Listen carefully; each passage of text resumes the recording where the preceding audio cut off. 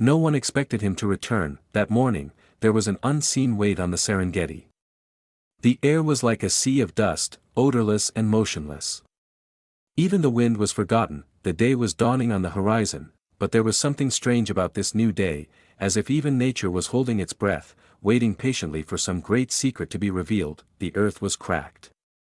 The grass had turned brown, as if it had been starved of water for months, and that morning, an old man squeaked the door of an old jeep shut and got behind the wheel. His name was Makonde. That he was not just a ranger for this land, he was a living legend. His hands on the steering wheel were shaky but determined.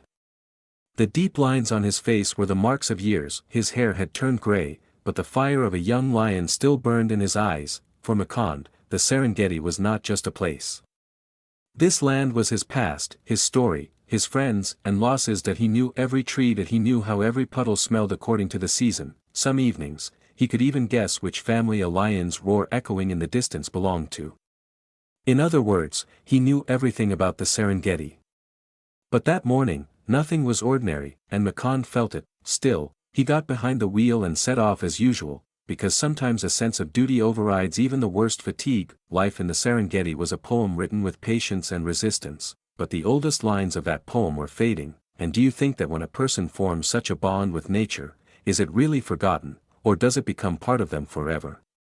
The roar of the engine shattered the morning silence. Makonde drove his jeep slowly over the dry land. That it was so hot that the air seemed to shiver in places. The sky was a sea of brilliant white light. That he squinted, letting out a thin breath through his chapped lips. Today he was going to check on a rhino. Yesterday he had been badly wounded, and for Makonde the wound of a living creature was more important than all the rest of the work in the world. Sometimes life whispers at what point to stop.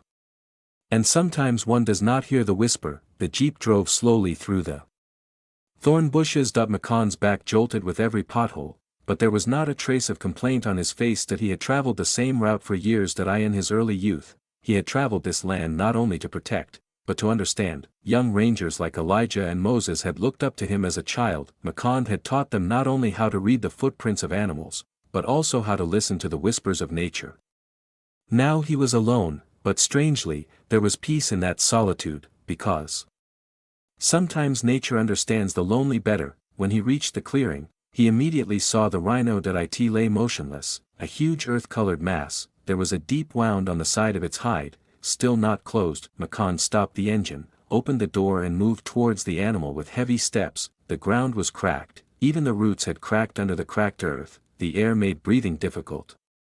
But Makonde's steps were heavy and determined. He moved forward, tapping his stick lightly on the ground. There was pure compassion in his eyes and rock-hard determination in his heart. When he came to the rhino, he fell to his knees. The animal's eyes were narrowed, its breathing slowed. Makonde's fingertips gently probed the wound. Like this land, this creature was wounded, and both were still resisting. How many times in a lifetime does one act with such pure devotion?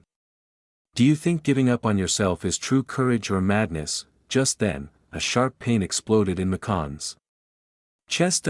First it felt like a pinprick, then it swept through his chest like a rapidly spreading fever. He took a step back. The world suddenly shifted. The sky swirled above his head, his legs trembled and he fell to his knees. He put his hand on his chest. He gasped for breath. Blurred spots began to appear in front of her eyes. He wanted to scream for help, but the hot air swallowed her voice. She was alone. Very alone, and that loneliness suddenly merged with the silence of the vast Serengeti. The edge of a nearby waterhole, Elijah and Moses were working. They heard a thin sound. They knew something was wrong. In a wordless agreement, they started running at the same time. When they saw Makonde on the ground, the world seemed to stop. Elijah knelt down and checked his pulse with trembling hands. An irregular, weak beat. Moses fumbled in his pocket in panic. There was no heart medication. That morning, for the first time, Makonde had forgotten to take it with him. Sometimes people forget the most important things at the most critical moment. So is this a coincidence or a silent farewell to life? A private car was called. The vehicle approached with the engine growling. Makonde was carefully carried into the vehicle. Elijah never let go of her hand. He whispered her name over and over. Maybe a voice, maybe a breath.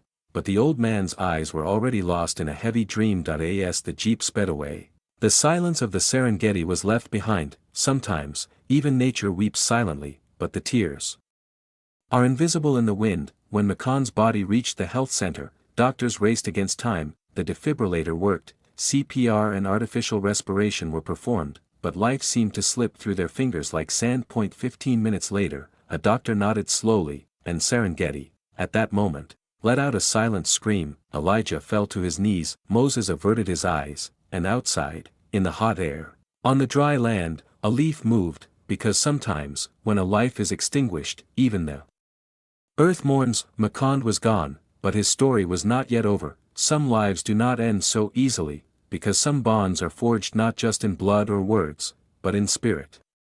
Bonds made with the soul are unforgettable. Can we know when these bonds might appear? On the morning of the funeral, the Serengeti was unusually quiet. The sky was clear and extremely bright, but there was a strange heaviness in the brightness that pervaded the place. Sadness pervaded the Serengeti, but it was a quiet sadness. Sometimes a sunrise did not bring hope, sometimes it only whispered that a farewell was inevitable. A small crowd had gathered at the entrance gate of the reserve. The old leaned on their canes, the young bowed their heads. Each one was part of the silent legacy Makonde had built over the years. Life in the Serengeti he had protected was now preparing for his absence. At the front stood Elijah, his head bowed, his eyes full but with the expression of a man trying not to cry. Makonde's body was placed in the center of the courtyard on a simple wooden bed. His face was peaceful. It was as if he had only fallen asleep for a short time. The dusty wind of the Serengeti blew the scent of incense into the air. The smoke of the incense rose softly into the sky. The small trees Makonde had planted all his life shook their leaves slightly. At that moment, Elijah took a step. His knees felt weak, but he moved forward. When he reached the bedside, he knelt slowly and touched Makonde's calloused hand. In that moment, everything else became meaningless. An unforgettable memory from the past flashed before his eyes. That day, Makonde had taken him to follow the tracks of a lion cub for the first time. They had walked for hours in the midday sun. Elijah was a little boy then, whimpering with exhaustion. Makonde just smiled, handed him the canteen of water on his back and said, "True protectors carry both the fatigue and the joy of nature." Now that canteen was as thirsty as it had been years ago, and that joy had given way to an indescribable emptiness. Have you ever had to go back years later and face the absence of someone who once guided you? The faces of the crowd gathered around the funeral were tired, but they all had the same gleam in their eyes: respect. Makonde had not only protected animals, that he also taught people how to connect with nature. He was a person who had a great impact on both people and animals. That he became a living voice of Serengeti nature. At one point, Musa prepared a small bundle of incense. That he carefully lit it and placed it on the edge of the courtyard. As the smoke curled up towards the sky, a herd of gazelles appeared in the distance. In the morning light, for a moment, time stood still. At that moment, a strange roar was heard in the distance. At first no one really noticed, but then, when he came a second time, the crowd shuddered slightly. Birds took off in fear. The grass on the ground rippled. People turned toward the door, and no one could believe their eyes. Just outside the door, there was a silhouette moving slowly through the dust. A big, strong, silent figure, a male lion. His mane glistened in the sunlight, his earth-colored fur seemed to carry the spirit of the Serengeti. People took a step back, some in fear, others holding their breath, but the lion came, not to attack, but as if summoned. When the story of the Serengeti wilderness was being written, such scenes only existed in legends. Today, a legend was becoming a reality. Do you think animals can feel human loss as deeply as we do, or are these just coincidences? The lion walked slowly through the crowd. He did not harm anyone. He even looked at a few young rangers with an almost human sadness. There was no anger in his eyes, only the silent weight of a familiar lack.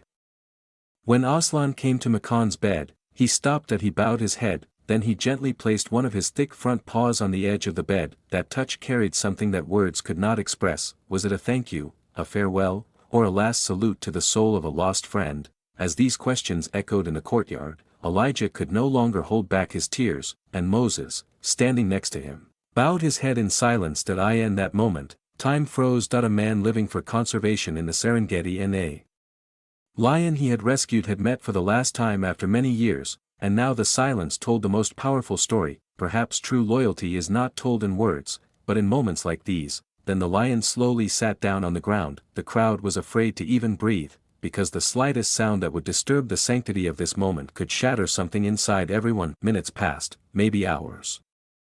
Finally, the old lion lifted his head. He turned his eyes to Makonde's face. And a long, deep, painful roar rose into the sky. This roar echoed across the endless plains of the Serengeti. For some it was a lament, for others a victory march, but everyone knew, this was no ordinary sound. That it was a silent cry for a lost friend. Do you think the best way to say goodbye is to remain silent, or to cry out with the voice of your heart? Aslan stood up. He bowed his head once more, then, without looking at anyone, he walked away with slow steps. As he came, silently and with dignity, the people who had stayed in the courtyard returned to Makonde's funeral after a while, but nothing was the same anymore. Makonde's body was moved to the place he loved most, a small plain covered in green grass. There, in the shade of a large tree, a grave was dug for him. Elijah and Moses placed a stone at the head of the grave. Only one thing was engraved on the stone: the silent protector of the Serengeti. No one made long speeches, because sometimes words are unnecessary, sometimes only tears and silence are enough to describe a life. There was a short ceremony at the grave, incense was burned, flowers were laid, and each whispered silent words to Makonde in his heart. That day, the Serengeti lost not only it lost a piece of its own soul. As the sun set, the sky was painted gold and red. And the wind whispered through the dried grass like a song from the past. Perhaps life, in the end, is only such memories, and maybe immortality is the silent echoes we leave behind. What do you think? Is it the years that make a person live, the beating of their heart, or the silent stories they leave behind?